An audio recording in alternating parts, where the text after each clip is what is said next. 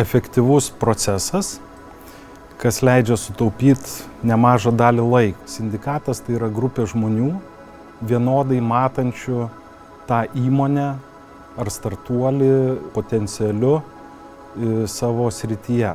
Siūlyčiau visiems pirminės investicijas daryti tik per sindikatą, todėl kad paminėtos priežastys anksčiau, tas kaip laiko taupimas, įsigilinimas į pačią veiklą, o ne darbą su teisininkais ar sutarčių skaitimas, jisai duoda begalinės naudos.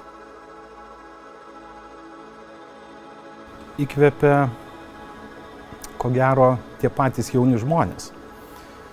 Kai matosi, kiek yra aktyvių ir protingų jaunų žmonių, veikiančių vienokioje ar kitokioje srityje su startuoliais ir dirbančių startuoliuose, tai aš net neabejoju, kad Lietuvos ateitis yra puikia.